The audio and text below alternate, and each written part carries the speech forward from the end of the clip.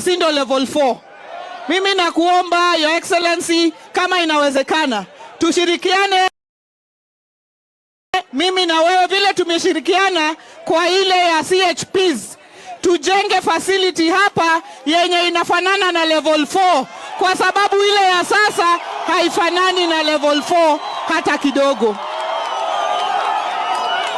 Your Excellency,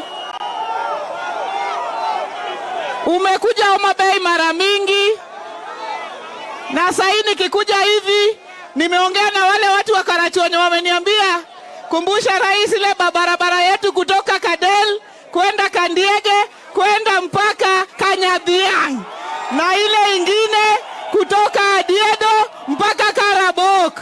So wamesema hiyo pia uwakumbuke hapo. Your Excellency, sisi mambo ya oil palm hapa ndio itakuwa hati ya oil palm, na tumekuwa tumeandikia Kalro, tumewaambia waje hapa, sindo hapa waanzishe research center ya kufanya seedlings za oil palm ikuzwe hapa tu hivi, tukiendelea na kukuza mambo ya oil palm. Mwishowe, Your Excellency, vile umesema, mimi kama gavana Wanga ni gavana ambaye amechaguliwa katika chama cha ODM, na mimi ni mtu wa baba, lakini katiba imeandika serikali ya chini ifanye kazi na serikali ya juu. Hiyo ndio maana nimefika hapa leo kukukaribisha.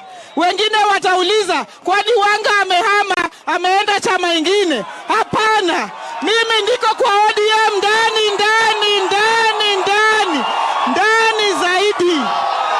Asante sana, na Mungu awabariki na Mungu atuchunge. Your Excellency, tuko hapa pamoja na deputy wangu Mheshimiwa Joseph Oyugi Magwanga. Asante sana, Your Excellency. Thank you. Wacha mimi nithibitishe.